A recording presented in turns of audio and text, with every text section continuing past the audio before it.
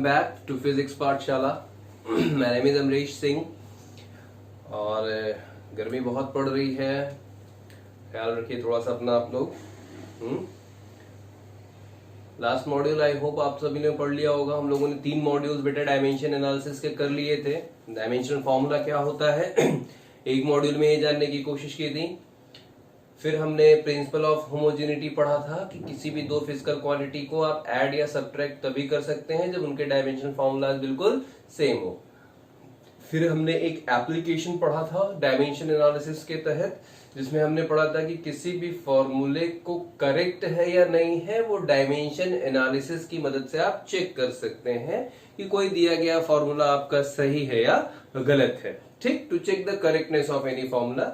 Module 3 today we are going to learn the module number 4, that is the second application of dimensional formula, ये dimensional analysis और बहुत important है बेटा।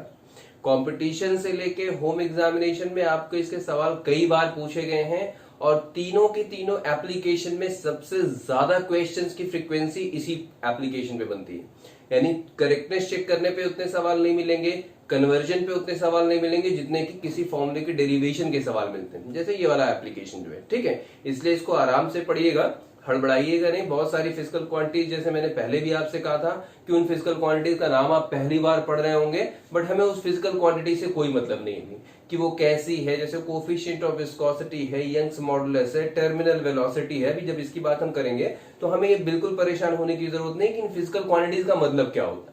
हमें सिर्फ ये पता है कि फिजिकल क्वांटिटी की डिपेंडेंसी इन चीजों पर है और उसका फॉर्मूला आपको डिराइव करना और आप कर ले जाएंगे, आप उसको कर ले जाएंगे। You will become master after the end of this module, यहां से मैं प्रॉमिस करता हूं। सिर्फ 4 स्टेप्स आपको बताऊंगा, उन 4 स्टेप्स को याद रखना है। किसी भी तरीके का डायमेंशनल फॉर्मूला आपको दिया जाएगा, किसी भी तरीके का रिलेशन आपको दिया जाएगा, आप बड़े आराम से उस फिजिकल क्वांटिटी के रिलेशन को डिराइव कर सकते हैं। ठीक है, तो कॉपी पेन लेके बैठो अपने साथ, क्योंकि साथ में नोट्स बनाते चलोगे तो बेहतर होगा। सिर्फ स्क्रीनशॉट ले लेने से या सिर्फ और सिर्फ चीजों को याद कर लेने से काम नहीं चलेगा। एक प्रॉपर नोट्स अपना बनाते चलिए। अभी के लिए अगर नहीं आप बनाना चाहते हो तो आप यहां से स्क्रीनशॉट्स ले सकते हैं और उसके बाद बुक लीजिए अपनी, और बुक और मेरे इस कंटेंट को मिला के अपनी एक खुद की नोट्स तैयार करना है आपको। ठीक, चलो तो दूसरा एप्लीकेशन आज बेटा पढ़ते हैं। सेकेंड एप्लीकेशन आज हमको पढ़ना है और इस एप्लीकेशन का नाम क्या है भाई? To derive any formula between physical quantities. यानी कि कई सारी फिजिकल क्वांटिटीज आपको दी जाएंगी और आपको उन फिजिकल क्वांटिटीज के बीच में फॉर्मूला डिराइव करना है। ठीक, कि कौन सी चीज कैसे आपकी रिलेट करती है, और इससे कोई फर्क नहीं पड़ता वो फिजिकल क्वांटिटी आपको पता है या नहीं पता। ठीक, सिर्फ 4 स्टेप्स याद रखने हैं, 4 स्टेप याद रखने हैं और प्रिंसिपल ऑफ होमोजेनिटी का कॉन्सेप्ट याद रखना है। ठीक, कि इक्वेशन अगर इक्वेट कर रहे हैं आप LHS और RHS का, तो ये पॉसिबल तभी है जब दोनों तरफ डायमेंशन फॉर्मूला क्या होगा? बिल्कुल सेम होगा। ठीक, अब इसमें कोई बेटा इस एप्लीकेशन में कोई थ्योरी जैसी चीज नहीं, डायरेक्ट क्वेश्चन से बात करते हैं। ठीक है, डायरेक्ट क्वेश्चन से बात करेंगे और फिर उसी पे आगे सवालों को बढ़ाते हैं। क्वेश्चंस में आपको दिया क्या जाता है, पहले बात कर लेते हैं क्वेश्चन का टाइप क्या होगा। इसमें आपके 2 टाइप के क्वेश्चन पूछे जाते हैं बेटा। ठीक, टाइप 1 आपका सबसे पहले डिस्कस कर ले रहे हैं। उसमें आपको बता दिया जाएगा कि ये फिजिकल क्वांटिटी कोई एक्स फिजिकल क्वांटिटी है, वो किसी फिजिकल क्वांटिटी y पर, z पर, t पर डिपेंड कर रही है। डिपेंड करने का मतलब उस फिजिकल क्वांटिटी की वैल्यू किन किन चीजों पर डिपेंड करती है, ये आपको गिवन होगा। आपको फिर उनके बीच में फॉर्मूला डिराइव करना होगा। जैसे क्वेश्चन शुरू करें, अगर हम बेसिक सा क्वेश्चन लेते हैं जो आप पढ़ के आए हुए हैं। जैसे मान लो मैंने आपसे कहा कि कोई एक बॉडी है जिसके ऊपर लगने वाला लीनियर फोर्स, जिसके ऊपर लगने वाला फोर्स डिपेंड करता है बेटा, डिपेंड्स ऑन इट्स का मतलब किस पर? बॉडी का। Depend upon its mass and acceleration. ये आपको दिया गया है कि किसी बॉडी पे लगने वाला फोर्स उस बॉडी के मास और उस बॉडी में आने वाले एक्सीलरेशन के ऊपर क्या करता है? डिपेंड करता है। तो आप बताइए फोर्स, मास और एक्सीलरेशन में कैसा रिलेशन होगा? Then find relation between F, M and A। ये आपका सिंपल सा क्वेश्चन, टाइप 1 का क्वेश्चन। एक तरीके का सवाल ये, पहले इसको डिस्कस कर लेते हैं फिर टाइप 2 पे चलेंगे, ठीक है। यानी किसी बॉडी के ऊपर लगने वाला फोर्स उसके मास और एक्सीलरेशन में डिपेंड करता है। तो भाई बताओ कि एफ, एम और ए में रिलेशन कैसा है, ठीक। तो जो मैंने आपसे कहा, जैसे मैंने स्टेप्स की बात की, सबसे पहला स्टेप जो आप यूज करेंगे, इसको याद भी कर लेना है। स्टेप फर्स्ट जो दिया गया है, पहले तो उसको आप फॉर्मूले के फॉर्म में रिप्रेजेंट करने की कोशिश करो। कहा गया है बेटा कि किसी बॉडी के ऊपर लगने वाला फोर्स डिपेंड करता है उसके मास पर और उसके एक्सेलरेशन पर, ठीक है। मास पर डिपेंड कर रहा है और एक्सेलरेशन पर डिपेंड कर रहा। अच्छा, तो इसको लिखेंगे कैसे? मैंने कहा कि फोर्स डिपेंड कर रहा है बेटा मास एक्सेलरेशन पर, तो या तो डायरेक्टली रिलेशन होगा या इनवर्स प्रोपोर्शन रिलेशन होगा। दो ही चीज हो सकती है, या तो फोर्स मास और एक्सेलरेशन में डायरेक्टली रिलेशन में होगा या फोर्स मास और एक्सेलरेशन का इनवर्स रिलेशन में होगा। मैंने कहा, मैंने ऐसा लिख भी दिया, मान लो F is directly proportional to m into A, यानी फोर्स डिपेंड करता है मास और एक्सेलरेशन पर। अब डायरेक्टली होगा इनवर्सली हमें नहीं पता, हमें कोई आइडिया नहीं, कोई फॉर्मूला तो पता ही नहीं हमको।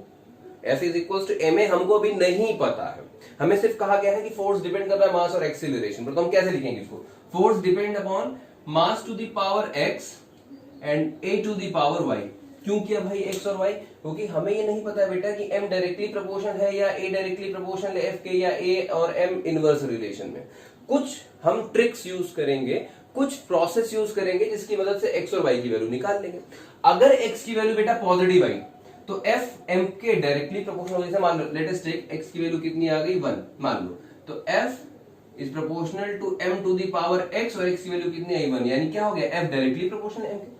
और अगर x की वैल्यू बेटा आ जाती -1 तो हम क्या लिखते? f is proportional to m to the power x और x की वैल्यू कितनी आती -1 तो क्या हो जाता? f और माइनस में नीचे क्या हो जाता? प्लस में हो जाता है, यानी f is inversely proportional to m। तो हमें नहीं पता अभी कि डायरेक्टली रिलेशन में है या इनवर्सली रिलेशन में है, उसके लिए हमने इसके ऊपर एक पावर लिख दी m to the power x a to the power y, यानी कि इसका मतलब क्या हुआ कि हमने लिखा है ये, हमने लिखा है that f depends upon m to the power x। m का कोई पावर होगा, कोई कोफिशिएंट होगा, 1 होगा, 2 होगा, 3 होगा, 4 होगा, हमें नहीं पता, ठीक। And a to the power y, step 1।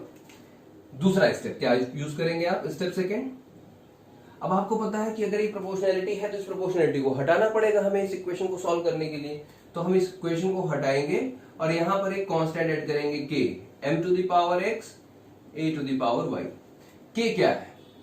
अब मैंने आपसे कहा था कि डायमेंशन फॉर्मूले में, लास्ट वीडियो में मैंने आपसे कहा था बेटा डायमेंशन फॉर्मूले में हम किसी तरीके के कांस्टेंट या किसी कुछ ऐसे कांस्टेंट हैं जिनकी वैल्यू नहीं निकाल सकते, जैसे मैग्नीट्यूड है।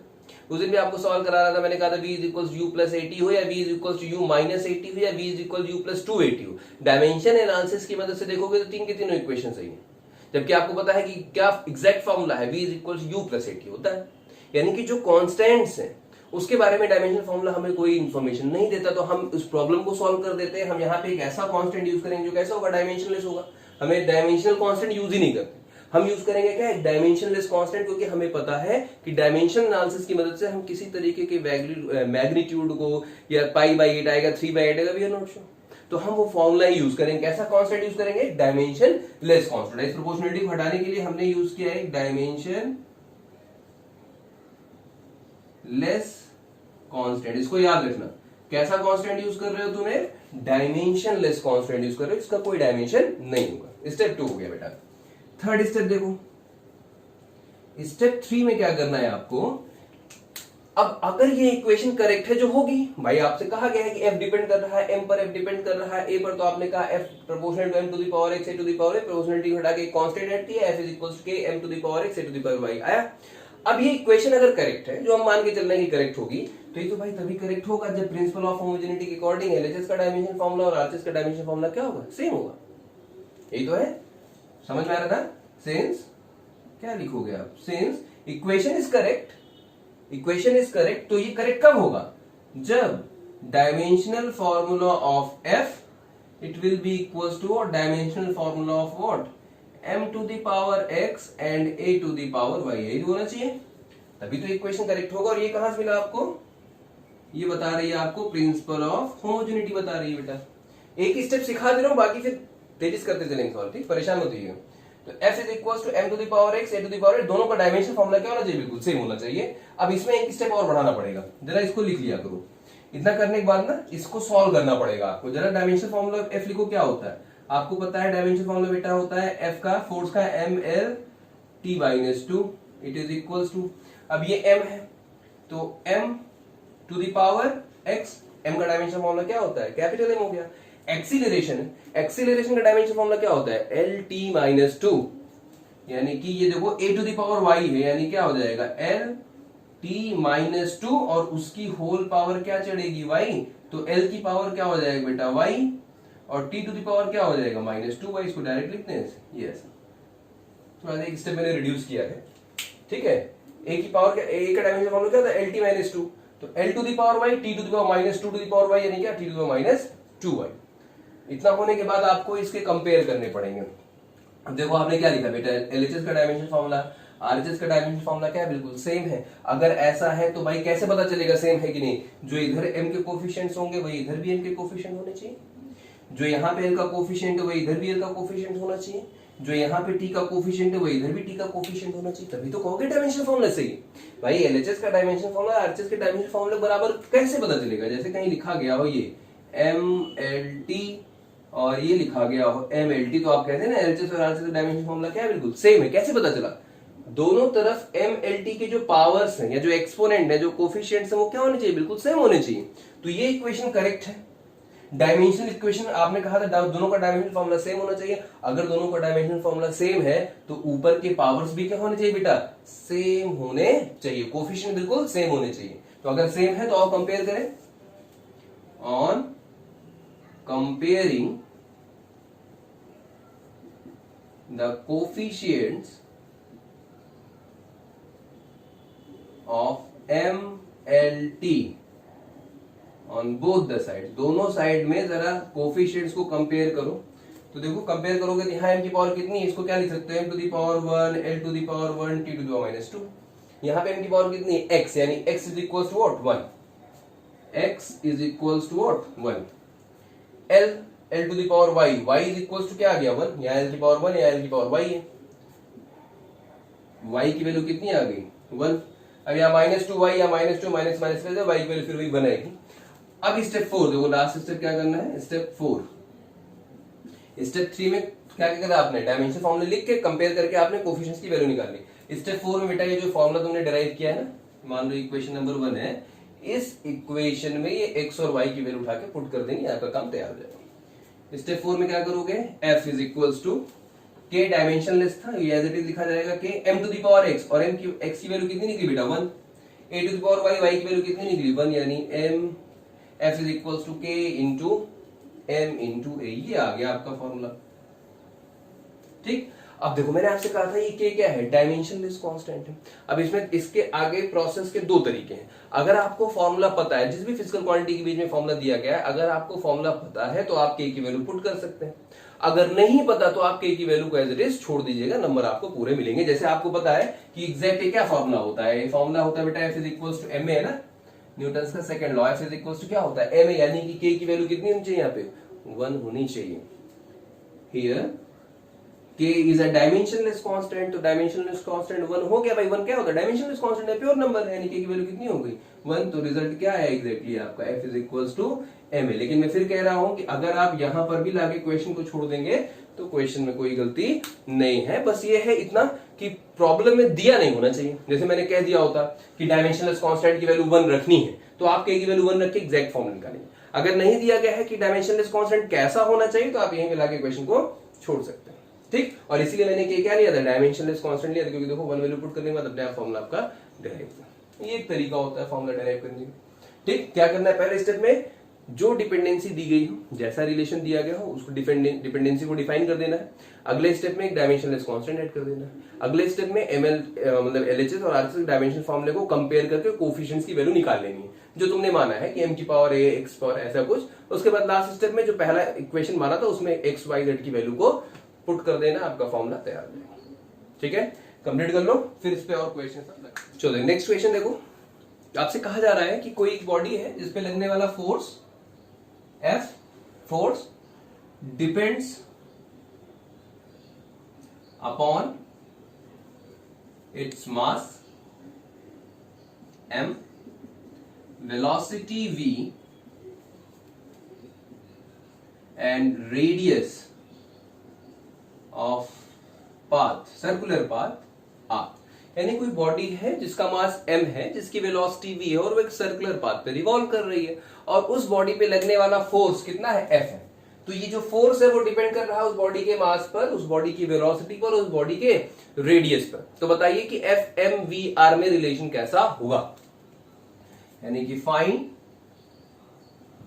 The relation between what, F M V and R. Simple सा क्वेश्चन है। ये कोई बॉडी सर्कुलर पाथ पे चल रही है तो उसका वेलोसिटी v है, रेडियस r है, जिस सर्कुलर पाथ चल रही है उसका मास कितना है, m है। तो बताओ उसके ऊपर लगने वाले फोर्स और एम वी आर में रिलेशन क्या होगा।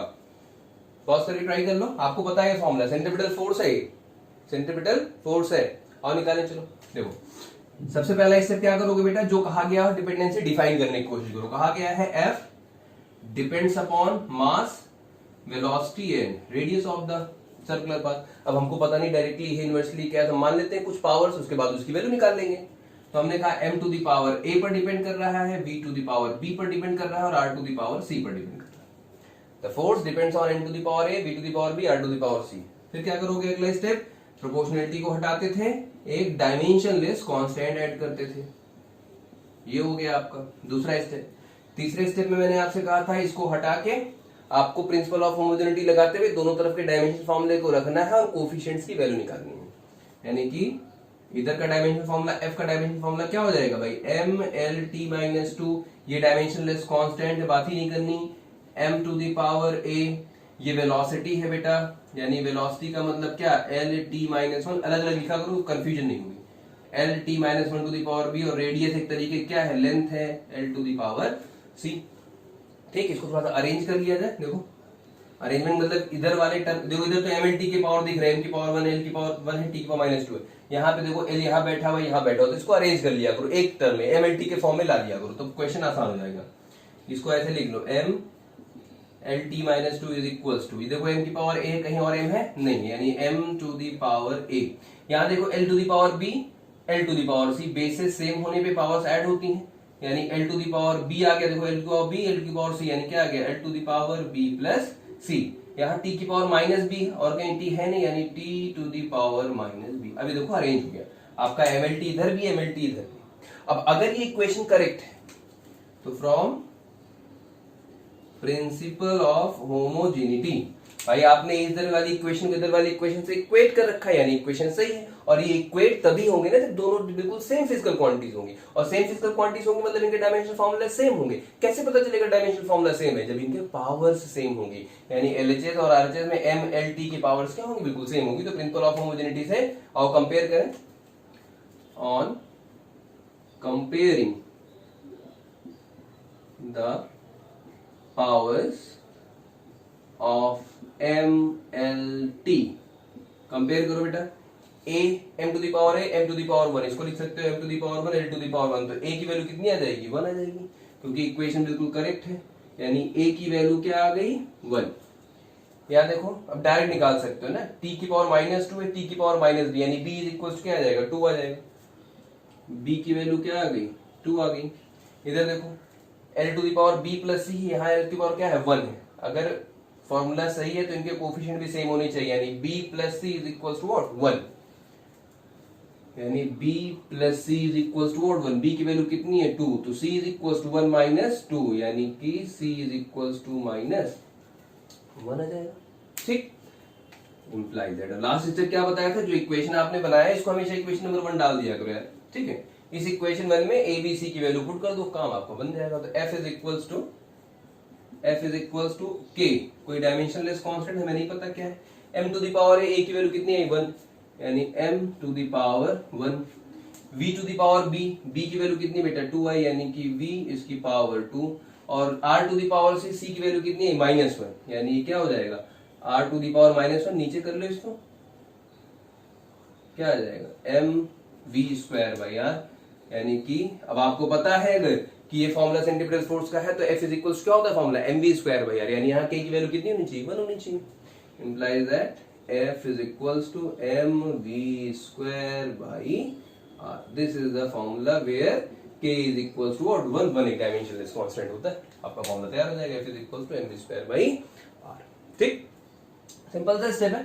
फॉर्मूला डिपेंडेंसी डिफाइन करो, डायमेंशनलेस कांस्टेंट लगाओ, डायमेंशन फॉर्मूला रख के एबीसी की वैल्यू निकाल लो, पुट कर दो, फॉर्मूला आपका तैयार है। 3-4 स्टेप का काम है, हर सवाल में करना बेटा, किसी में कोई extra time period of A small drop of liquid depends upon density rho, ये आपकी दी गई है क्या, डेंसिटी है, ठीक है। मतलब किसी लिक्विड ड्रॉप के जो टाइम पीरियड है वो उस लिक्विड की डेंसिटी पर, उस ड्रॉप की रेडियस पर और उस ड्रॉप के ऊपर लगने वाले सरफेस टेंशन फोर्स पर। सरफेस टेंशन एक तरीके का फोर्स है, मैंने पहले भी आपसे बताया था, लिक्विड ड्रॉप का जो स्फेरिकल शेप आता है that is because of the surface tension force. तो किसी लिक्विड ड्रॉप का जो टाइम पीरियड है वो टाइम पीरियड उसकी डेंसिटी पर, रो पर और सरफेस टेंशन पर डिपेंड करता है। आपको बताना है कि टाइम पीरियड और रो आर एस में इनमें से कौन सा रिलेशन होगा, क्या रिलेशन होगा इसमें। अब इस क्वेश्चन को दे इसलिए रहा हूं क्योंकि कंपटीशन में जो सवाल पूछे जाते हैं उसमें हम जो ट्रेडिशनल मेथड से सॉल्व करते आए हैं, जो एग्जैक्ट आंसर निकलता है उससे वहां अलग करके दे देते हैं। जैसे इसमें भी आएगा, वो डायरेक्ट आंसर नहीं दिखेगा, जो हम लोग सॉल्व करेंगे उसमें डायरेक्ट आंसर नहीं दिखेगा, हमें अपने आंसर को बनाना पड़ेगा अपने इन ऑप्शंस के अकॉर्डिंग। तो उसकी भी ट्रेनिंग दे रहा हूं आपको, ठीक। तो शुरू करें, सिंपल सा है, क्या कहा जा रहा है, time period depends upon density, तो डेंसिटी की पावर ए पे मान लेते हैं, रेडियस तो radius to the power B मान लिया, और surface tension to the power C मान लिया। ये हो गया आपका सिंपल डिपेंडेंसी डिफाइंड हो गया। टाइम पीरियड डिपेंड कर रहा है डेंसिटी पर, सरफेस टेंशन पर और रेडियस पर। अगला step, T is equals to some dimensionless constant rho to the power A, R to the power B, S to the power C हो गया। फिर क्या करते थे भाई, अगले स्टेप में सारे के सारे डायमेंशन फॉर्मूले पुट करते थे, क्योंकि A B C की वैल्यू हमको चाहिए। अब तो टाइम पीरियड का डायमेंशन फॉर्मूला बेटा क्या हो जाएगा, सिंपल T, ठीक। It will be equals to K, dimensionless होता है। रो क्या होता है, डेंसिटी, डेंसिटी मतलब क्या, मास पर यूनिट वॉल्यूम, यानी मास अपॉन वॉल्यूम, यानी एल क्यूब, एल क्यूब ऊपर लेके चले जाओगे क्या हो जाएगा, एल टू दी पावर -3, ये हो गया डेंसिटी का डायमेंशन फॉर्मूला। और उसकी पावर कितनी बेटा, ए। आर एक तरीके की रेडियस है, रेडियस मतलब क्या, length, L to the power B. Surface tension क्या, मैंने आपसे कहा था सरफेस टेंशन बेटा होता है फोर्स पर यूनिट लेंथ, याद रखना भाई, सरफेस टेंशन होता है फोर्स पर यूनिट लेंथ। तो फोर्स क्या होता है, M L T -2 upon L, L से एल कट गया, एम टी -2 आएगा आपका डायमेंशन फॉर्मूला सरफेस टेंशन का, ठीक। तो सरफेस टेंशन का फॉर्मूला क्या हो गया बेटा, एम टी -2 और उसकी पावर सी। अब इसको कहा था मैंने, देखो यहाँ भी एम है, यहाँ एम है, एल दोनों बैठा हुआ है, इसको अरेंज कर लो एमएलटी के फॉर्म में।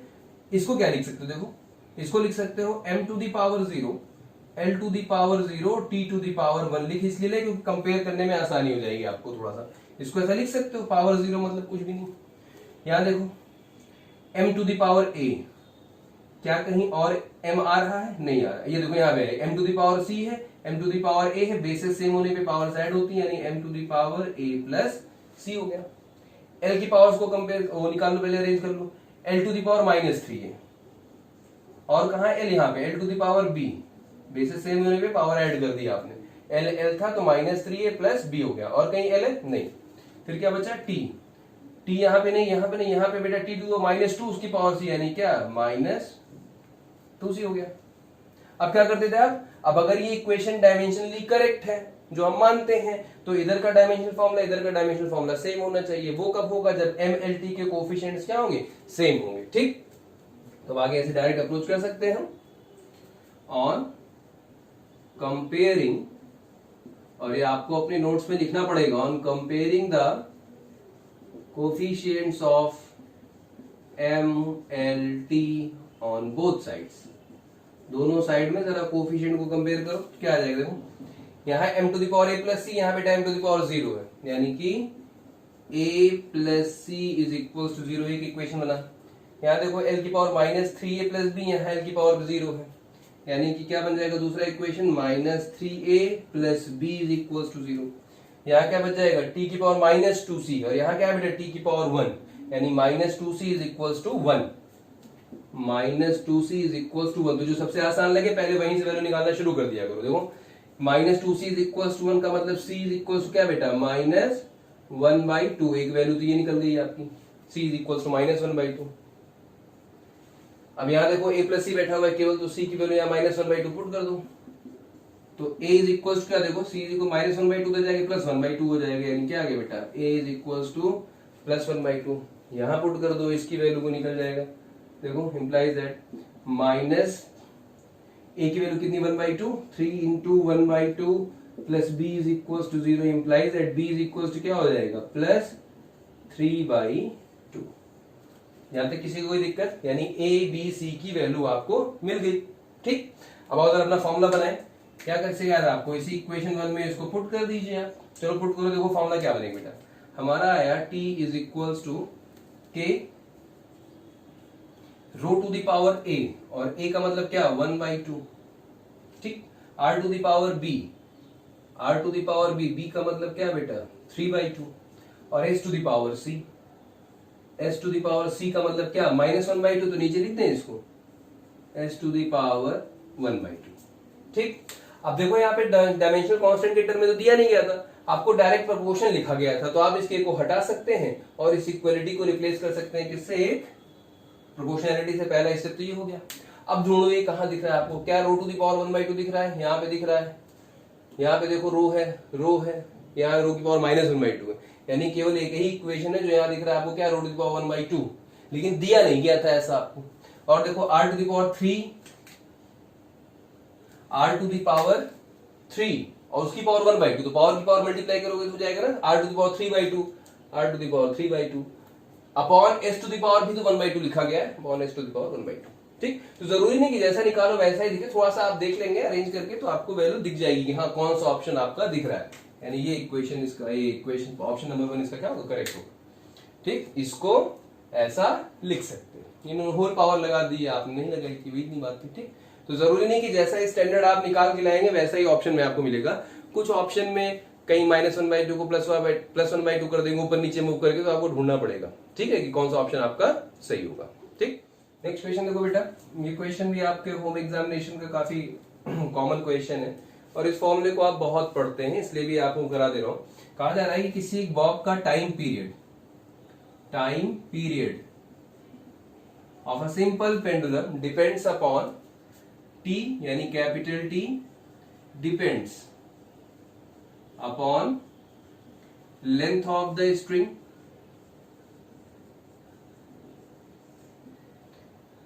acceleration due to gravity, time period of a string, a time period of a simple pendulum depends upon length of the string, acceleration due to gravity and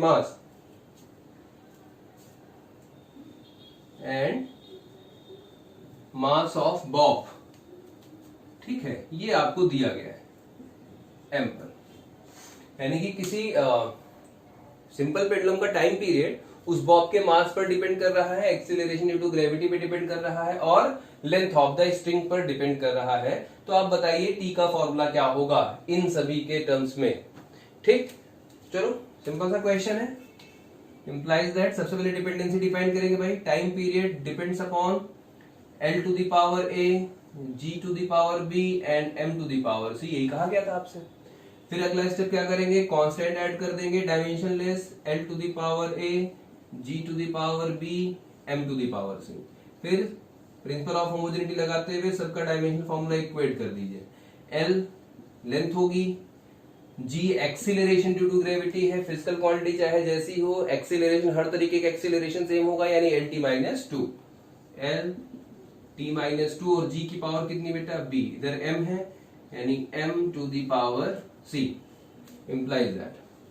अब क्या करते थे आप, इसको अरेंज कर लेते थे, MLT के फॉर्म में लिख लेते थे भाई, इधर है M0, L0 और T, इधर क्या आ गया L to the power A और यहाँ L to the power B, देखो यहाँ पहले M0, M to the power C है ना, MLT के फॉर्म लिखते हैं M to the power C, L to the power A, L to the power B, basis same होने पे पावर्स ऐड कर दिया आपने, यहाँ L की पावर A है, यहाँ L की पावर B है, ये दोनों बेसिस सेम हो गए, मल्टीप्लिकेशन में पावर्स ऐड हो जाती हैं, तो L to the power A plus B और T टू द पावर क्या आ गया बेटा -2B, क्या और कहीं T है नहीं है, तो ये आपका अरेंज हो गया। अब क्या करते थे, अरे यार क्वेश्चन नंबर 1, अब क्या करते थे, अगर ये दोनों फॉर्मूला करेक्ट है डायमेंशनली तो इनके पावर्स को कंपेयर आप कर सकते थे from principal of homogeneity. Compare करो, m टू द पावर यहाँ c है, यहाँ m टू द पावर 0 है, यानी कि c की वैल्यू कितनी आ गई 0, एक वैल्यू मिल गई। L to the power a plus b, यहाँ L टू द पावर 0 है, देखो डायरेक्ट निकल जाएगा ना, t की पावर -2b, यहाँ t की पावर कितनी है 1 है, यानी कि -2b is equal to 1। t और t के कोफिशिएंट को कंपेयर कर सकते हो डायमेंशनली आप, -2b is equal to 1 implies that b is equals to क्या आ गया बेटा, -1/2, -1/2। ठीक, a ढूंढ लो, a plus B is equal to 0, a plus B is equal to 0, b की वैल्यू -1/2, तो a की वैल्यू कितनी आ गई भाई, 1/2। मिल गई तीनों वैल्यू, उठा के इक्वेशन 1 में पुट कर देते थे आप। Implies that t is equals to some constant के dimension is l to the power a की वैल्यू कितनी बेटा, 1/2, l की पावर 1/2, g to the power b की वैल्यू कितनी बेटा, -1/2, sorry g to the power b की वैल्यू -1/2। ठीक, अच्छा m to the power c है, c की वैल्यू कितनी आएगी, 0। अब अगर आप यहाँ लिखोगे m to the power c, c की वैल्यू 0 मतलब किसी की पावर 0 मतलब वैल्यू 1, ये देखो हट गया। अब इसमें एक चीज हमको सीखने मिली, बता रहा हूँ क्या सीखना है, आपने सीखा है आप, implies that t is equals to k। अच्छा, इसको क्या ऐसा लिख सकते हो, l to the power 1/2 upon g नीचे आ जाएगा तो -1/2 का +1/2 हो जाएगा। अब ये l to the power root है, g की पावर भी रूट है, यानी इसको सिंप्लीफाई फॉर्म में क्या लिख सकते हो, t is equals to k under root l/g। ये आ गया टाइम पीरियड का आपका फॉर्मूला, उस सिंपल पेंडुलम के टाइम पीरियड का फॉर्मूला आपका t is equals to k under root l/g आ गया। अब आपको अगर पता है भाई कि इस k की वैल्यू कितनी होती है, जैसे यहाँ पे आपको पता है ना k की वैल्यू कितनी होती है, k कितना होता है बताओ, this k is how much, 2 हमने सॉल्व किया है कि सिंपल पेंडुलम का time period t is equals 2 under root l/g आता है, यानी कि k की वैल्यू कितनी हो गई, डायमेंशनलेस ही तो आ रही, देखो 2 क्या है, एंगल है, कांस्टेंट है, प्योर नंबर है, इसका कोई डायमेंशनल फॉर्मूला नहीं होता है, यानी डायमेंशनलेस कांस्टेंट आ गई। ठीक, तो t is equals 2 under root l/g। अब सीखा क्या आपने, कभी कभी हम क्या करते हैं, जैसे क्वेश्चन दिया गया है कि जैसे इसी में था टाइम पीरियड मास पे डिपेंड कर रहा है, अब हम जब सॉल्व करते आते हैं हमारा c की वैल्यू 0 आ गई, यानी जो एक दिए गए इक्वेशन में एक ऐसा पैरामीटर आ रहा है जिसकी वैल्यू 0 आ रही, तो हम वहां कंफ्यूज हो जाते हैं, नहीं सवाल में तो दिया गया था कि मास डिपेंड कर रहा है, तो मास में आ क्यों नहीं रहा है, देखो यहाँ पे इंडिपेंडेंट ऑफ मास कहीं नहीं आ रहा, तो ऐसा कंफ्यूजन मत लाइएगा कि दिया गया है तो डिपेंडेंसी आएगी, डिपेंडेंसी तो आ ही रही है, मास का पावर कितना है, 0 है, मतलब कि टाइम पीरियड के मेजरमेंट में अब मास 0 होने का मतलब ऐसा नहीं कि सिंपल पेंडुलम का मास नहीं है, मास का पावर 0 है, यानी मास का डायमेंशन 0, यानी टाइम के मेजरमेंट में मास का कोई रोल नहीं होता, ये उसका मतलब। ऐसा थोड़ी कि मासलेस हो गया सिंपल पेंडुलम बॉब आपका, ऐसा नहीं है, टाइम के मेजरमेंट में मास का कोई भी रोल प्ले नहीं होता, चाहे आप 1 kg का मास ले लो, चाहे 10 kg का मास ले लो, टाइम पीरियड दोनों का सेम आएगा, अगर आप एल नहीं बदल रहे हैं और प्लेनेट की जी चेंज नहीं हो रही है तो टाइम पीरियड सेम आएगा। ठीक, ये मतलब होता है मास की वैल्यू 0 होने का। The velocity of a transverse wave on a string may depends upon length, tension and mass per unit length। देखो यहाँ वर्ड, अच्छी किताबों में जो क्वेश्चन मिलेंगे उसमें सवाल बहुत बढ़िया लिखे रहते हैं, देखो यहाँ वर्ड यूज किया गया मे, मतलब जो डिपेंडेंसी टाइम इसकी दी गई, velocity of a transverse wave की जो डिपेंडेंसी दी गई है एल पर, टी पर और मास पर यूनिट लेंथ पर, हो सकती है वो किस पर, देखो मे कहा गया, ये नहीं कहा कि डिपेंड कर रही, मे डिपेंड्स, हो सकता है डिपेंड कर रही हो किस पे, टी, एल और एम पर। तो आपको बताना है कि वेलोसिटी का फॉर्मूला क्या होगा। अब देखो इस क्वेश्चन को दे इसलिए रहा हूं क्योंकि इसमें एक वर्ड दिया गया है जिसकी वजह से आप क्वेश्चन गलत कर देते हैं। अगर इसको डिफाइन करने की कोशिश करोगे आप तो क्या लिखोगे, velocity of a transverse wave on a string में डिपेंड, मतलब डिपेंड कौन कर रहा है, वेलोसिटी इंप्लाइज है, देखो वेलोसिटी डिपेंड्स अपॉन लेंथ, तो length to the power A, tension T तो T to the power B, और फिर कहा गया है मास पर यूनिट लेंथ, और वो है स्मॉल एम, यानी स्मॉल एम कैपिटल एम नहीं दिया गया, स्मॉल एम क्या दिया गया, देखो स्मॉल एम कहा गया है बेटा मास पर यूनिट लेंथ, यानी यूनिट लेंथ का मास कितना है।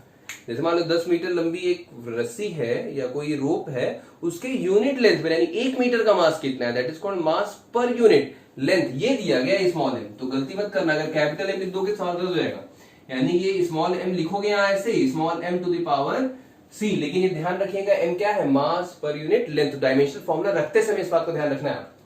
Second step, dimensionless constant introduce करते थे, L to the power A, T to the power B and M to the power C. Next step, फिर इस डायमेंशन फॉर्मूले को हटा के सारे डायमेंशन फॉर्मूले लिख दिया करते थे आप, क्योंकि इक्वेशन करेक्ट तभी होगी जब डायमेंशन फॉर्मूले दोनों साइड के क्या होंगे, इक्वल होंगे।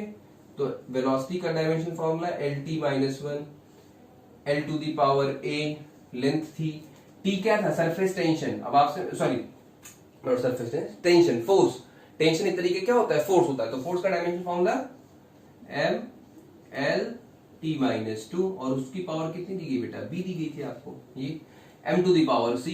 m आपने कहा है मास पर यूनिट लेंथ, यानी क्या m l माइनस 1 मास पर यूनिट लेंथ, ये हुआ स्मॉल m का डायमेंशन फॉर्मूला ना, मास अपॉन लेंथ यानी क्या ml माइनस 1 और इसकी पावर c। बस बात खत्म, बाकी इस क्वेश्चन में कोई दम नहीं था। इसको लिख सकते हो क्या m0 l t minus 1 it will be equal to, arrange कर लो इसको mlt के फॉर्म में लिख लो, यहाँ m to the power b है, m to the power c है, यानी क्या आ जाएगा m to the power b plus c, l to the power a, l to the power b, l की पावर माइनस 1 प्लस c यानी कितना बेटा माइनस c, और क्या बचा t, यहाँ t नहीं, यहाँ पे t की पावर माइनस 2b है, ये आ गया। अब अगर इक्वेशन ये करेक्ट है तो डायमेंशन फॉर्मूले सेम होने चाहिए। डायमेंशन फॉर्मूले सेम होने का मतलब इन सभी की पावर्स क्या होनी चाहिए, m की पावर इधर इधर सेम होनी चाहिए, l की कोफिशिएंट्स या पावर सेम होनी चाहिए, t के कोफिशिएंट या पावर्स क्या होनी चाहिए, बिल्कुल सेम होनी चाहिए। तो फ्रॉम वही घिसा पिटा साहब अपना क्राइटेरिया बता देंगे, from principal of homogeneity compare, अब डायरेक्ट लिखने लो ना ऑन कंपेयरिंग द पावर्स। अब आपको पता है, बार बार लिखूंगा नहीं बेटा, टाइम वेस्ट होगा। अब आप अपने नोट्स में लिखेंगे तो m की पावर कितनी, देखो यहाँ पे b plus c is equal to 0, m की पावर b प्लस c या m की पावर 0 है, a plus b minus c it is equal to what 1, and t की पावर माइनस 2b, यहाँ t की पावर माइनस 1 है, यानी कि minus 2b is equal to minus 1, ये ऐसा। ठीक, सॉल्व कर लो इसको। देखो यहाँ इस पहले निकाल लो वैल्यू बेटा, b की वैल्यू कितनी हो जाएगी 1/2, ये हो गया। b की वैल्यू यहाँ 1 पुट कर दोगे 1/2, c की वैल्यू कितनी हो जाएगी माइनस 1/2। अब ये दोनों वैल्यू यहाँ पुट कर दो बीच में, देखो a निकालना है यानी a प्लस b, और ये देखो b का मतलब 1/2 और c का मतलब क्या माइनस 1/2, तो यहाँ माइनस 1/2 पहले से था, यानी देखो क्या हो जाएगा, b की वैल्यू पुट करोगे 1/2 माइनस ऑफ c, c का वैल्यू माइनस 1/2 यानी क्या ये इट इज इक्वल्स टू 1। ठीक, तो 1/2 प्लस 1/2 क्या आएगा 1, 1 माइनस 1 0 हो जाएगा, यानी a की वैल्यू कितनी आ गई आपकी 0 आ गई। ठीक, अब आप फॉर्मूला पुट कर दीजिए, इक्वेशन नंबर 1 ये आपने बनाया था, इन a b c की वैल्यूज को इक्वेशन 1 में पुट करके फॉर्मूला निकाल सकते हैं। implies that velocity is equals to some dimensionless constant k, l to the power a की वैल्यू देखो 0 आ गई, यानी l को लिखना ही नहीं, आप छोड़ दो, t to the power b, t to the power b, b का मतलब कितना बेटा 1/2, m to the power c, m to the power c, c का मतलब कितना बेटा माइनस 1/2, नीचे आ जाएगा ये, यानी क्या हो जाएगा m to the power 1/2। तो इसको आप अरेंज करके क्या लिख सकते हो, k under root T by, ये आ गया आपका formula, v is equals to k under root T by n। ठीक, तो ये सिंपल से क्वेश्चंस हैं, कैसे आपका वेलोसिटी के टर्म में निकाल सकते हो, टाइम पीरियड के टर्म में निकाल सकते हो एंड ऑल। बहुत बड़े बड़े क्वेश्चंस इसमें नहीं है, सिंपल सिंपल क्वेश्चन है, आपको मैं करा रहा हूं अभी तक। ठीक, v is equals to k under root T by n, ये आ गया आपका डिराइव्ड फॉर्मूला। इस टाइप का एक दो क्वेश्चन और करा दे, फिर टाइप 2 की बात करते हैं। ठीक, जो इंपॉर्टेंट क्वेश्चन वही करा रहा हूं अभी आपको। एक और क्वेश्चन देखो, ये भी आप बड़ा फैमिलियर टर्म है, एस्केप वेलोसिटी। एस्केप वेलोसिटी पे देखो कहा जा रहा है the escape velocity, question number I think 6 होगा या 7, देख लीजिएगा। Escape velocity depends upon small g and capital R, where capital R is the radius of planet।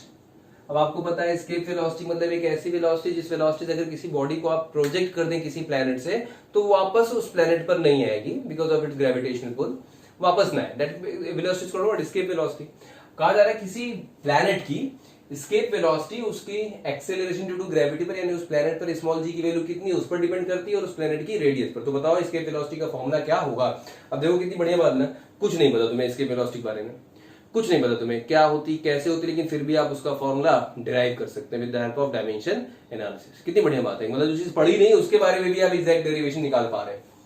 चलो क्या करोगे भाई, escape velocity depends upon g to the power a r to the power b, dimensionless constant add करेंगे k, direct लिखें, चलो एक बार लिख देते हैं, g to the power a r to the power b dimension formula add करो, L T minus one, के कुछ नहीं होगा, जी हो गया L T minus two to the power A, R एक तरीके की रेडियस है प्लैनेट की यानी लेंथ है, L to the power B. Arrange कर लो इसको लिख सकते हो M zero L T minus one, इसको लिख सकते हो M zero L to the power A plus B T to the power minus two A लिख सकते हो। दोनों तरफ आप कंपेयर कर सकते हैं पावर्स को। तो यहाँ देखो एल की पावर टी की पावर माइनस टू ए, यहाँ की पावर माइनस वन है, यानी कि minus two A is equals to minus one, यानी ए इज इक्वल्स टू क्या आ गया 1/2। यहाँ पे देखो a plus B is equals to 1 है, b a की वैल्यू 1/2 है, तो b इज इक्वल्स क्या आ जाएगा 1 माइनस 1/2, यानी क्या आ गया 1/2 आ गया। उठा के पुट कर दो इक्वेशन में, आपका आंसर तैयार हो जाएगा। Implies that the velocity will be what k g to the power a 1/2 और r की इसकी r की पावर 1/2, यानी कि under root g into r है। v is equals to k under root g into r। अब आप आगे आएंगे तो आपको इसके वेलोसिटी फॉर्मूला बताया जाएगा, अंडर रूट 2gr होता है। इसका मतलब अंडर रूट इसके की वैल्यू कितनी अंडर रूट 2 है, तो v is equal to under root 2gr आता है पूरा फॉर्मूला, बट आपको नहीं पता, अभी लाके आंसर छोड़ सकते हैं इसके प्लस। ठीक, अच्छा ये तो सिंपल से क्वेश्चन थे। अब थोड़ा सा कॉम्प्लिकेसी बढ़ाता हूँ क्वेश्चन की। कॉम्प्लिकेसी मतलब सेंस यही रहेगा, ट्रिक नहीं बदलने वाली, पैटर्न नहीं बदलने वाला, इक्वेशंस को या क्वेश्चन को फॉलो करने का प्रोसीजर भी नहीं बदलेगा। बदलेगा क्या? ये क्वेश्चन देखिए, एनसीईआरटी का भी क्वेश्चन है, कंपटीशन की बुक्स में भी ये क्वेश्चन आपको अक्सर बेटा मिलेगा।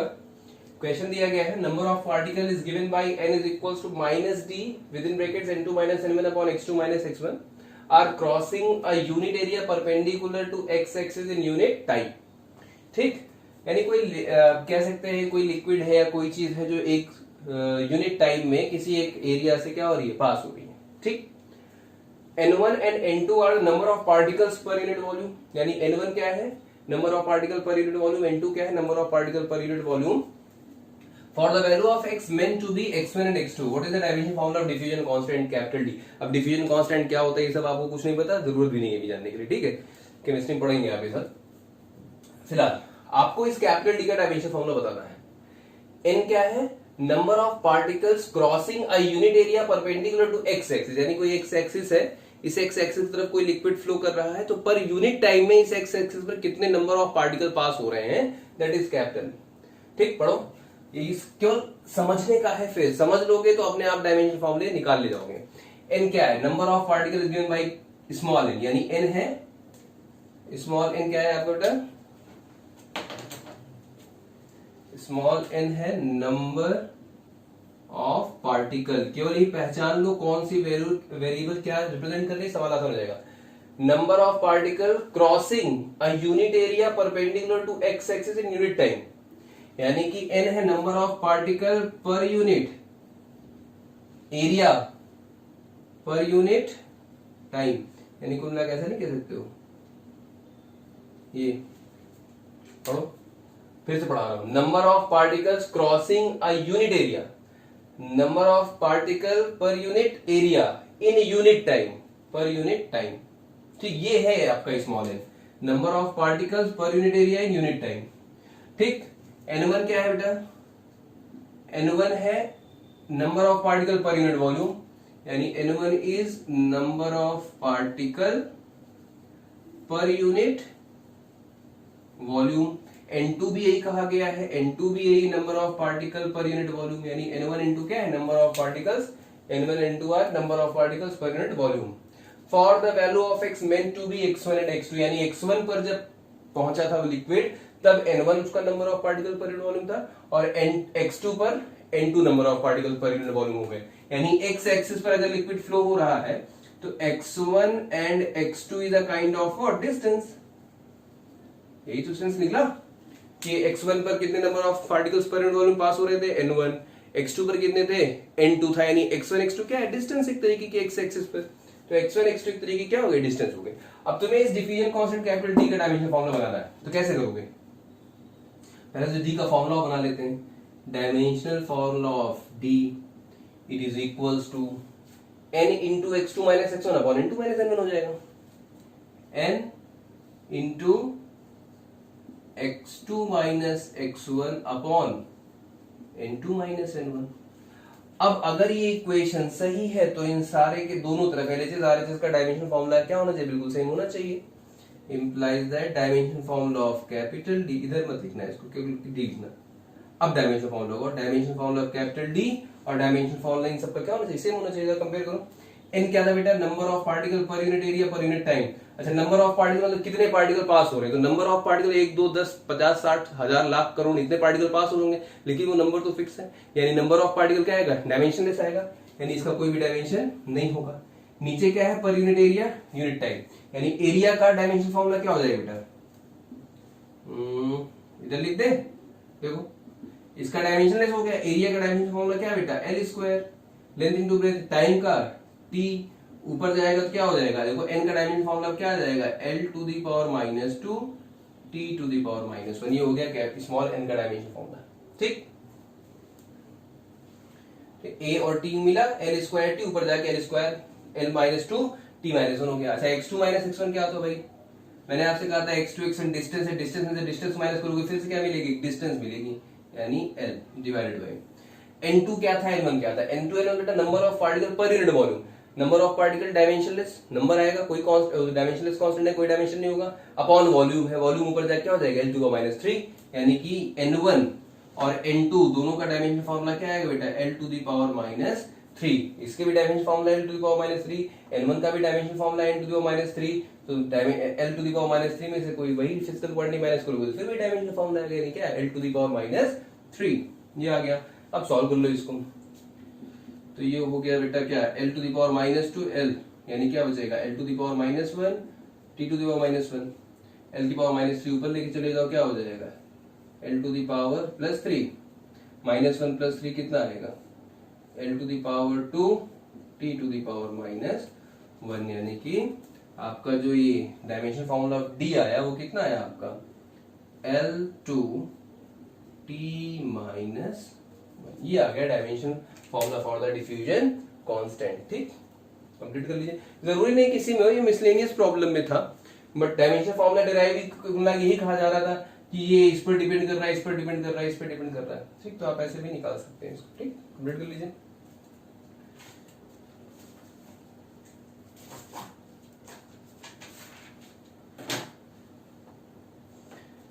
अब देखो इसमें बहुत सारे क्वेश्चंस हैं, है ना, इस टॉपिक पे ऐसे बहुत सारे डेरिवेशंस है, दिन भर करते रह जाओगे, कोई एंड नहीं है, अंत नहीं है बेटा, बहुत सारे क्वेश्चंस। ठीक है, अब मैं एक टाइप तो ये हो गया इसका सिंपल सा जो आता है, एक टाइप ये हो गया, अब इसका टाइप 2 बात करते हैं। अभी तक जितने भी आपने डायमेंशन फॉर्मूले या जो भी आपने फॉर्मूले बनाए थे उसमें आप MLT के पावर्स में लिख रहे थे, यानी मान रहे थे कि आपकी बेसिक फंडामेंटल यूनिट क्या होगी, मास, लेंथ और टाइम।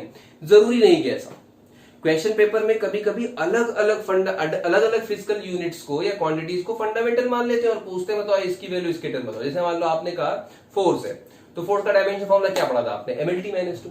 अब क्वेश्चन कभी कभी क्या कह देगा कि हमारे भाई MLT यानी मास, लेंथ, टाइम फंडामेंटल यूनिट है ही नहीं, हम किसी और को बना देंगे, हम कहेंगे फोर्स, वेलोसिटी और टाइम हमारा फंडामेंटल है, तो बताओ एरिया का डायमेंशन फॉर्मूला फोर्स, वेलोसिटी और टाइम के टर्म में कितना होगा।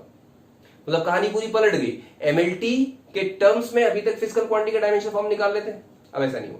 अब हम किसी दूसरी फिजिकल क्वांटिटी को मान लेंगे अपनी फंडामेंटल क्वांटिटी और उसके टर्म में दूसरी फिजिकल क्वांटिटीज का डायमेंशन फॉर्मूला निकलवाते हैं। अब एक क्वेश्चन करा रहे हैं, 2 क्वेश्चन करा रहे हैं, आप देख लीजिए, सीख लीजिए कैसा होगा।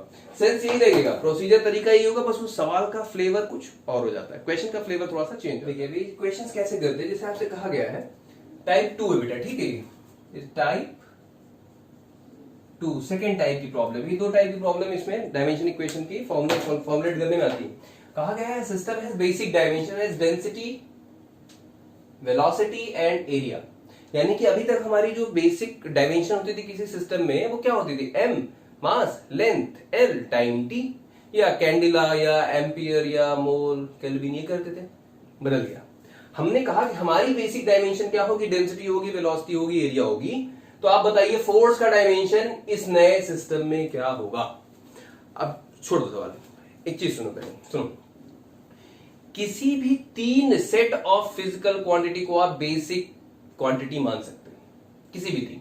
हम MLT को ले रहे थे, मान लिया, मास, लेंथ, टाइम को ले लिया, ठीक है। ऐसे ही जितनी भी फिजिकल क्वांटिटीज आपको पता है, किसी भी 3 सेट ऑफ फिजिकल क्वांटिटीज को आप ले लीजिए, वो आपकी बेसिक डायमेंशन या बेसिक क्वांटिटी कहला सकती है, बस शर्त इतना है कि तीनों को मिला के आपका मास, लेंथ और टाइम आ जाना चाहिए।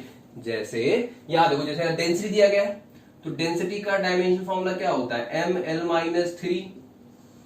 वेलोसिटी दी गई है, वेलोसिटी का डायमेंशन फॉर्मूला होता है lt-1, और एरिया दिया गया है, एरिया का डायमेंशन फॉर्मूला होता है एल। अब इस पूरे के पूरे इक्वेशन को देखो, जो नया सिस्टम तुमने माना है डेंसिटी, वेलोसिटी और एरिया की, क्या सब में मिला के mlt आ रहा है, m भी आ रहा है, l भी आ रहा है, t भी आ रहा है, मतलब ठीक है।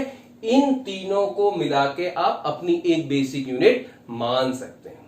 लेकिन अगर मैं दे दूं वेलोसिटी, ठीक है, टाइम और एरिया, ये भी तो तीन फिजिकल क्वांटिटीज हैं, वेलोसिटी है, टाइम और एरिया, क्या इसको आप बेसिक फंडामेंटल मान सकते हैं? नहीं मानेंगे। क्यों नहीं मानेंगे? देखो, वेलोसिटी का डायमेंशन फॉर्मूला बेटा lt-1, ठीक है। टाइम का डायमेंशन फॉर्मूला बेटा टाइम, एरिया का डायमेंशन फॉर्मूला l²। क्या इसमें कहीं m दिख रहा है आपको? नहीं, देखो कहीं m नहीं दिख रहा। तो किसी भी तीन सेट ऑफ फिजिकल क्वांटिटी को जिसको एक साथ रखने पर डायमेंशन फॉर्मूले में m भी मिल जाए, l भी मिल जाए और t भी मिल जाए, उस तीनों सेट ऑफ फिजिकल क्वांटिटी को अपनी बेसिक फंडामेंटल क्वांटिटी सवालों में बना सकते हैं, मान सकते हैं, सवाल गलत नहीं होगा। ठीक है, तो याद रखिएगा, मिला के, ये नहीं केवल एक में, तीनों मिला के MLT तुमको आने चाहिए। MLT आ गया तो ये सिस्टम आपका सही है, इसको आप बेसिक फंडामेंटल मान सकते हैं। इस तरह के सिस्टम को नहीं मान पाएंगे, ऐसे फिजिकल क्वांटिटीज को आप बेसिक फंडामेंटल नहीं माने, क्योंकि इसमें देखो m गायब है। ठीक है, तो जो सवाल तुमको दिया गया है वो सवाल बिल्कुल सही, पहले तो ये चेक कर लेना सवाल सही है कि गलत है।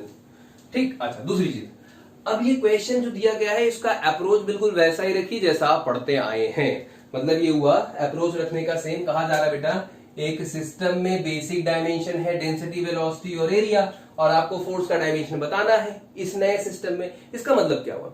इसका मतलब हुआ कि फोर्स की वैल्यू भी है डेंसिटी पर, वेलोसिटी पर, एरिया पर डिपेंड करती है। भाई सवाल पढ़ो, आपसे कहा गया है कि फोर्स का डायमेंशन बताओ डेंसिटी, वेलोसिटी और एरिया के टर्म्स में। इसका मतलब फोर्स डिपेंड कर रहा है ना डेंसिटी, वेलोसिटी और एरिया पर, तभी तो उसके टर्म में वैल्यू निकलेगी। इसका मतलब क्या दिया गया आपको? काम यही हो जाता है, खत्म। फोर्स डिपेंड्स अपॉन डेंसिटी और उसकी power a, velocity to the power b, और क्या कहा गया था? Area to the power c। सवाल खत्म। अब उसके बाद आप जैसा अप्रोच करते हैं वैसा आप कर सकते हैं। ठीक है, पर फिर भी मैं इसको सॉल्व करूं क्योंकि इसकी कैलकुलेशन थोड़ी सी बड़ी आएगी शायद, या हो सकता है इसके बाद वाले में बड़ी है, वो भी सिखा देता हूं आपको। क्या करते थे उसके बाद? एक डायमेंशनलेस कांस्टेंट ऐड किया, d v to the power b a to the power c। ठीक है, फिर क्या करते थे भाई? फॉर्मूला डायमेंशन लिखते थे, m, फोर्स का डायमेंशन फॉर्मूला क्या होता है? mlt-2, ठीक है, इज इक्वल टू के, डायमेंशनलेस हो गया। डेंसिटी का फॉर्मूला क्या होता है बेटा? मास पर यूनिट वॉल्यूम, यानी ml-3, इसकी पावर a। वेलोसिटी का डायमेंशन फॉर्मूला क्या होता है बेटा? lt-1 और उसकी पावर b। और एरिया का dimension formula l², l to the power 2 और उसकी पावर c, यानी क्या लिखते हैं इसको? ऐसे लिखते हैं। ठीक, एक ही बात है, अंदर लिख दो, चलो सिमेट्री की वजह से। ये अरेंज कर लीजिए, इसको थोड़ा सा अरेंज कर लेते हैं भाई। mlt-2 it will be equals to m to the power a, और कहीं m तो नहीं, यानी m to the power a, l की power -3a, l to the power -3a, l to the power b यानी plus b, l to the power 2c यानी plus 2c। ये हो गया l का, और t भी ऐसे लिख लो अरेंज करके, कहीं दिख रहा है t की पावर -b, ये हो गया आपका। अब अगर ये इक्वेशन डायमेंशनली करेक्ट है तो डायमेंशनल फॉर्मूले सेम होने चाहिए। वो कब होंगे? जब mlt के कोफिशिएंट बिल्कुल क्या होंगे? सेम होंगे। तो कंपेयर करो, इंप्लाइज दैट m की पावर a है, यहाँ m की पावर 1 है, यानी a की वैल्यू तुरंत निकल आई क्या? 1। t की पावर -b है, यहाँ t की पावर -2 है, यानी कि b की वैल्यू क्या आ गई बेटा? -b -2 यानी 2 आ गई। दो चीज निकल गई। अब c देखो कहाँ है, यहां से निकालना पड़ेगा। यहाँ l की पावर 1 है, यहाँ क्या है देखो? -3a plus b plus 2c। ये वैल्यू पूरी कितनी होनी चाहिए? यहाँ पे 1 है, यानी 1 के इक्वल होनी चाहिए। a की वैल्यू पुट कर दो, a की वैल्यू -1 यानी -3 प्लस b की value 2 plus 2c is equal to 1। -3 plus 2 -1, उधर जाके क्या हो जाएगा? +1, 1 + 1 2, यानी कि c इज इक्वल टू क्या आ गया? 1 आ गया। अब ये तीनों इक्वेशंस को यहाँ उठा के पुट कर दो, यानी f is equal to some constant d to the power a, d to the power a, a का मतलब 1 यानी कि d, ठीक। v to the power b का मतलब 2 यानी v टू द पावर 2 और a to the power c का मतलब क्या बेटा 1 यानी a यानी f is equals to dv square a कहीं आ रहा है देखो डायमेंशन फॉर्मूले में भाई तो डायमेंशनलेस कांस्टेंट हो गया ना dimension formula of f it is equals to dimension formula of d into v square into a ढूंढो dv स्क्वायर क्या दिख रहा है dv स्क्वायर a यानी पहला ऑप्शन आपका करेक्ट है। यानी समझ में आया ना कि जैसा दिया जाए जो सिस्टम दिया जाए उसको मान लो भाई बेसिक है और फिर जिसका फॉर्मूला पूछा जा रहा है उसी के टर्म में डिपेंड करा दो उसको। फोर्स पूछा गया तो फोर्स जिन जिन चीजों में डिपेंड करा उसकी वैल्यू लिखाओ खट से आप आगे करते हुए चले जाते हैं। सिंपल सा क्वेश्चन, बस समझना ये है कि क्या इनको मिला के आप बेसिक बना सकते हैं कि नहीं। उसका क्या तरीका है कि तीनों को मिला लो, अगर एमएलटी तीनों आ जाए तो बना सकते हो भाई। बना लिया आपने, सवाल को आगे प्रोसीड कर दिया। ठीक, एक क्वेश्चन इस पे और करा देते। ठीक है, चलो नेक्स्ट क्वेश्चन देखो। सेकेंड टाइप का ही एक और टाइप का सवाल है। अब जैसे आपके कॉम्पिटिशन बेटा मोर देन वन ऑप्शन का आता है ना क्वेश्चन कि ऑप्शन में एक से ज्यादा ऑप्शन भी सही हो सकते हैं, ये कुछ वैसा ही सवाल है आपका। कहा जा रहा है कि the length dimension of length are expressed as g to the power x c to the power y h to the power z। यानी कोई लेंथ है, अगेन वही प्रॉब्लम कि हमें बेसिक फंडामेंटल एमएलटी नहीं माना, हमने किसी और को बेसिक मान रखा। किसको? g को, h को, c को। g क्या है? Universal gravitation constant. c क्या है? Speed of light. h क्या है? प्लैंक्स कांस्टेंट, यानी कि हमारा जो लेंथ है वो ग्रेविटेशन कांस्टेंट g पर, प्लैंक्स कांस्टेंट h पर और स्पीड ऑफ लाइट c के किसी पावर पर डिपेंड कर रहा है। तो जो x y z की पावर्स है वो दिए गए ऑप्शंस में से क्या होंगी ये आपको बताना है। एक बार पॉज करके ट्राई करो। ठीक है, अब इस क्वेश्चन को सॉल्व करने के लिए भाई सबसे पहले तो आपको ये इन सारी चीजों को डायमेंशन फॉर्मूला पता होना चाहिए। याद है तो बहुत अच्छा बात है, अदरवाइज निकालना पड़ेगा। जैसे निकालने का तरीका क्या है भाई, g का फॉर्मूला बनाना पड़ेगा यूनिवर्सल ग्रेविटेशन कांस्टेंट का। f इज इक्वल्स टू क्या होता है? f बराबर होता है ना g m1 m2 by r square. तो g बराबर क्या हो जाएगा? f into R square upon mass का स्क्वायर। फोर्स हो गया बेटा mlt माइनस 2, r हो गया लेंथ का स्क्वायर, मास का स्क्वायर, एक मास से एक मास कट जाएगा ऊपर चला जाएगा, m minus 1 l3 t minus 2, ये आ जाएगा क्या? ग्रेविटेशन कांस्टेंट का m minus 1 l3 t minus 2। ठीक है, अच्छा c speed of light, light की स्पीड हो चाहे किसी की स्पीड हो वही वेलोसिटी यानी lt माइनस 1 रहेगा। h क्या है? प्लैंक्स कांस्टेंट, फॉर्मूला क्या बताया था? E is equals to h nu. तो h is equals to E by nu. E energy होता है यानी ml square t minus 2, nu होता है बेटा फ्रीक्वेंसी यानी रेसिप्रोकल ऑफ टाइम पीरियड यानी 1 अपॉन t, यानी t माइनस 1 ऊपर जाके क्या हो जाएगा? t to the power plus 1 यानी क्या आएगा? ml स्क्वायर माइनस 2 प्लस 1 का मतलब क्या? ये आ जाएगा। यानी h का डायमेंशन फॉर्मूला क्या आ गया भाई? देखो याद कर लो तो अच्छी बात है, वरना देखो अभी 10 से 12 सेकंड लगे, निकालना टाइम खराब हो जाएगा। ठीक, तो ये फॉर्मूला आपको याद होना चाहिए। g का m minus 1 l3 t minus 2 और h का कितना है? ml square t minus 1। खैर, अब यहाँ पे आप सिंपल वही अप्रोच अपनाते जैसा अपनाते थे। लेंथ डिपेंड कर रहा है g to the power x पर, c to the power y पर और h to the power z पर। अगला स्टेप डायमेंशनलेस कांस्टेंट ऐड करते थे, g to the power x, c to the power y और h to the power z। Implies that dimension formula लिख दो बेटा। इसको लिख सकते हो m0 l t0, l को k का कोई डायमेंशन होगा नहीं, g का डायमेंशन आपको पता है। ठीक, m minus 1 l3 t minus 2 और whole to the power x। ठीक है, c आपका lt माइनस 1 वेलोसिटी होगी, उसकी पावर y दी गई है। h आपका दिया गया है क्या? ml square t minus 1, m l square t minus 1 और उसकी पावर z। अब इसको अरेंज करना पड़ेगा, तो अरेंज करके लिखिए इसको m0 l t0 will be equals to m to the power minus. अब देखो ये सवाल वाला है, कई 2-3 बार आपको इक्वेशन सॉल्व करनी पड़ेगी, सिंपल नहीं निकलेगा एबीसी की वैल्यू, मतलब निकाल सकते हैं, थोड़ा सा मेहनत करनी पड़ेगी। m to the power minus 1 m to the power z है ना, तो m minus 1 to the power x यानी m माइनस x और कहीं m है प्लस z, ये हो गया m। l ढूंढो भाई, l की पावर 3x है यहाँ पर, l की पावर y है यहाँ पर और l to the power 2z है यहाँ पर। ठीक, t ढूंढिए, t to the power minus 2x, t to the power minus y और t की पावर माइनस z।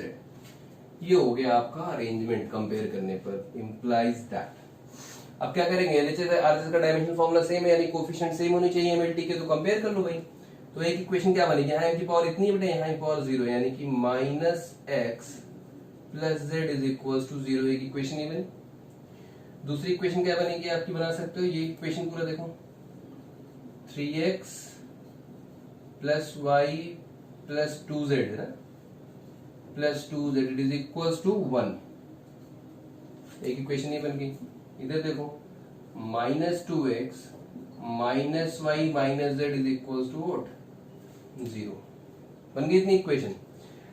अब देखो इसमें कोई भी इक्वेशन डायरेक्टली वैल्यू नहीं निकल रही एक्स वाई जेड की, तो हमें कुछ दिमाग लगाना पड़ेगा। दिमाग कुछ ऐसा लगाना पड़ेगा कि किसी एक टर्म को एलिमिनेट करना पड़ेगा, ठीक है, एलिमिनेशन से आपको करना पड़ेगा। अब जैसे देखो यहाँ पे एक्स वाई जेड है, यहाँ पे एक्स वाई जेड है, यहाँ पर एक्स और जेड है केवल, ठीक है।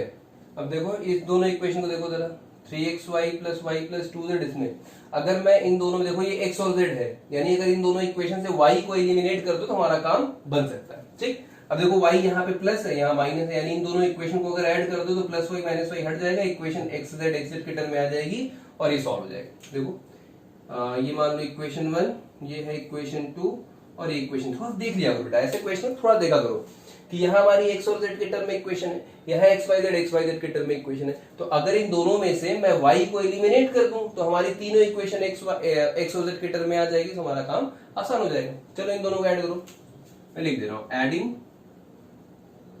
कॉपी मत लिखना तुम लोग, कॉपी में डायरेक्ट निकाल सकते हो, ठीक है, ये सब टाइम मत लॉस करना अपना। एडिंग 2 and 3, अभी तो मैं समझाने के लिए बता रहा हूँ कैसे निकला। 2 और 3 को ऐड करो भाई, देखो क्या है ये, 3x plus y plus 2z is equal to 1, 3 क्या है भाई, -2x minus y minus z is equal to 0, जरा ऐड करो दोनों को, ये कट जाएगा, plus 3x minus 2x is what, x plus 2z minus z का मतलब क्या बेटा, plus z is equal to 1, equation number 4। अब देखो का आसान हो गया, माइनस एक्स प्लस जेड आ गया, एक्स प्लस जेड आ गया, इन दोनों इक्वेशन को ले लो, इन दोनों इक्वेशन को अगर ऐड कर दोगे यानी minus x plus Z is equal to 0, ये है इक्वेशन नंबर 1। अब जरा दोनों को ऐड करो, ऐड करोगे तो कट जाएगा, 2z इज इक्वल टू 1, यानी z इज इक्वल टू क्या आ गया, 1/2 आ गया। अब z इज इक्वल 1/2 हो गया, इन दोनों में से कहिएगा तो x की वैल्यू निकलाएगी, देखो z इज इक्वल 1/2 रखोगे, z इज इक्वल टू 1/2, तो minus x is equal to minus 1/2, तो x is equal to plus 1/2 आ जाएगा, x is equal to plus 1/2 आ गया। अच्छा अब y बचा आपका, तो किसी इक्वेशन रख के y निकाल लो, यही रख लेते हैं, चलो यही रखो, -2 x का मतलब कितना बेटा, 1/2, यानी -2 इंटू 1/2, माइनस y निकालना है आपको, माइनस z का मतलब क्या, 1/2, इट इज इक्वल टू 0, 2 से 2 कट गया, यहाँ क्या बचेगा, -1 minus y minus 1/2 is equal to 0, तो -1 माइनस 1/2 क्या हो जाएगा, -3/2, इसको उधर फेंक दोगे क्या हो जाएगा, +3/2, यानी y इज इक्वल टू -3/2 आ जाएगा, y इज इक्वल टू -3/2, ठीक। x y z की वैल्यू निकल गई। अब ऑप्शन देखो आपका कहां कहां ऐसा ऑप्शन आ रहा है, z देखो पहला ऑप्शन क्या है, 1/2, y 1/2, y क्या है -3/2, यानी ये ऑप्शन नहीं हो सकता सी। दूसरा क्या है बेटा, 1/2 -1/2, x 1/2 है, ठीक है, z -1/2 है, नहीं +1/2 आ रहा है, यानी दूसरा भी आपका ऑप्शन गलत हो गया। तीसरा देखो -3/2, y की वैल्यू -3/2 आ रही है, ठीक है, z की वैल्यू 1/2 आ रही है, ठीक है, ये सही है आपका। फोर्थ ऑप्शन देखिए, y की वैल्यू 1/2, y इज इक्वल 1/2, नहीं गलत है, ये भी गलत है। अब एक ऐसी बात बताने जा रहा हूँ जिसके बाद आप शायद नाराज हो जाए मुझसे, तो जो बिगाड़ना बिगाड़ लो, क्या करें, ऑप्शन गलत लिख दिया मैंने, यार ये क्या है, +1/2 है, मतलब मैंने ऑप्शन गलत नोट कर दिया था, x भी 1/2 है, z भी 1/2 है, तो z भी 1/2, x भी 1/2, तो ये भी ऑप्शन आपका सही है, ठीक है, गलत नहीं है, ठीक, करेक्शन कर लीजिएगा यार, ठीक है, मोर देन वन क्वेश्चन था तो एक ऑप्शन तो सही था ना, एक तो सही बताया ये वाला, दूसरा गलत लिख दिया था, चलो ठीक है। तो ऐसे क्वेश्चन भी आ सकते हो, इसमें थोड़ा सा एक कॉम्प्लिकेसी हो गई थी, कैलकुलेशन में थोड़ा सा लंबा आ सकता है, बट डरना नहीं, आराम से धीरे धीरे करते जाना, आप वो वैल्यूज अपने आप उस पे से निकल के आ जाएगी, ठीक है, डरिए करिए इसमें। तो आई थिंक इससे ज्यादा क्वेश्चन नहीं आएंगे, क्वेश्चन और भी हो सकता है करने को, तो कुछ भी क्वेश्चन बना सकते हो, ठीक है। सवाल अगर बनाने लगेंगे ना बहुत सवाल बेटा बन जाएंगे, लेकिन अगर आपको ट्रिक समझ में आ गई है, मेथड समझ में आ गया है, तो कोई भी क्वेश्चन किसी भी तरीके का आपको अगर दिया जाएगा तो आप उस क्वेश्चन को बड़े आराम से कर सकते हैं। बस रट्टा मत मारिएगा। हाँ, रटने वाली बात जो थी वो इतनी थी, कुछ फिजिकल क्वांटिटी के डायमेंशन फॉर्मूले आपको याद कर लेने चाहिए। डायमेंशन फॉर्मूले याद रहेंगे तो आप गलत नहीं करेंगे। अब जैसे क्वेश्चन देखो दिया है लीनियर मोमेंटम का डायमेंशन फॉर्मूला बताओ किसके टर्म में, वेलोसिटी के, डेंसिटी के और फ्रीक्वेंसी के, न्यू, ये दिया गया है। अब इसमें सरफेस टेंशन का भी कहा गया था। पहले लीनियर मोमेंटम बताओ। लीनियर मोमेंटम क्या बेटा, P depends upon velocity to the power A, density to the power B और frequency to the power C। बात खत्म। कई सारे क्वेश्चन बना सकते हो ऐसे। तो pressure is equals to K, velocity A, density B और ये frequency C। Dimension formula put कर दो। मोमेंटम का डायमेंशन फॉर्मूला क्या होता है? फॉर्मूला होता है mv, यानी कि mv, ये हो गया। वेलोसिटी का डायमेंशन फॉर्मूला LT-1, उसकी पावर ए लिख सकते हो। डेंसिटी का डायमेंशन फॉर्मूला मास पर यूनिट वॉल्यूम यानी ml-3 और उसकी पावर b लिख सकते हो। क्या लिख रहा हूं यार मैं। और फ्रीक्वेंसी आपको पता है T⁻⁻1 होता है, उसकी पावर c। अरेंज करके कंपेयर करके खत्म करो यार। ml-T-1 m⁻b, कहीं और ए में नहीं, L⁻A L⁻-3b यानी L⁻A -3b, T⁻A T⁻C, ये हो गया भाई आपका। अब कंपेयर करो तो m की वैल्यू कितनी आ रही, b, यहाँ m की पावर कितनी है 1, यानी b की वैल्यू कितनी आ गई 1। डायरेक्ट कंपेयर कर रहे हो आप। A-3b है इधर l का पावर और यहाँ l की पावर क्या है 1 है। ठीक, b की वैल्यू कितनी निकली थी 1, यानी a is equals to -3 is equals to 1, -3 जाके क्या हो जाएगा +3, यानी a इज इक्वल्स टू क्या हो जाएगा 4। a हो गया, b हो गया, क्या बचा c। -a -c है, देखो -a -c is equals to -1। a की वैल्यू बेटा निकली -4, -c इज इक्वल्स टू -1, -4 उधर जाके क्या हो जाएगा +4, -1 + 4 कितना हो जाएगा +3, तो c इज इक्वल्स टू क्या आ गया -3। ये उठा के वैल्यू पुट कर दो। इंप्लाइज दैट मोमेंटम बराबर k, कोई dimensionless constant, velocity to the power a, velocity to the power 4, ठीक, density to the power b, b क्या है 1 है यानी क्या रो, और frequency to the power c, c की वैल्यू क्या है -3 यानी कि अपॉन न्यू क्यूब, ये हो गया। Pressure is equals to k v to the power 4 rho upon v cube, ये आपका डायमेंशन फॉर्मूला हो गया। ऐसे ही इसी सवाल में कहा गया है सरफेस टेंशन के लिए बताओ, तो अपने आप से आप करेंगे भाई कि सरफेस टेंशन के लिए वेलोसिटी, डेंसिटी और फ्रीक्वेंसी के टर्म में सरफेस टेंशन का फॉर्मूला क्या होगा। तो आई थिंक अब आप क्वेश्चन बना सकते हैं, जिस टर्म में कहा जाए उसको इक्वेट करके डायमेंशनली आप कलाकारी करते हुए सवाल को निकाल सकते हैं। आपको इस सेकेंड एप्लीकेशन में पढ़ना है, ठीक है, कोई बहुत बड़ी बात नहीं है, सिंपल सा मेथड है, फॉर्मूले बहुत सारे आ सकते हैं। अब कुछ मजेदार बातें, मजेदार बातों का मतलब ये है कि कई सारे ऐसे, मैंने कहा ना हर एक टॉपिक पे, हर एक एप्लीकेशन में आपको उसकी लिमिटेशन बताता चलूंगा, फिर लास्ट में नोट करा देंगे। अब जितने मैंने सवाल आपको बताए, क्या मैंने कहीं भी आपको साइन थीटा या साइन 2 थीटा ऐसे किसी सवालों को बताया? नहीं बताया। क्यों? क्योंकि निकाल ही नहीं सकते। डायमेंशन एनालिसिस की अगली लिमिटेशन ये है कि ऐसा कोई भी फॉर्मूला आप डायमेंशन एनालिसिस की मदद से नहीं निकाल सकते हैं जिस फॉर्मूले में किसी तरह का एंगल इन्वॉल्व हो रहा। जैसे हाइट ऑफ द कैपिलैरिटी के इक्वेशन में cos थीटा आता है, लेकिन cos थीटा का तो डायमेंशन फॉर्मूला होता ही नहीं कुछ भाई, क्योंकि वो डायमेंशनलेस होता है। तब कैसे बनाओगे उसका डायमेंशन फॉर्मूला भाई? जैसे मैंने कहा ना capillarity of the tube depends upon theta, कैसे लिखोगे? Capillary height of the capillarity depends upon theta, theta का तो डायमेंशन नहीं पता, तो सॉल्व कैसे करोगे उसको?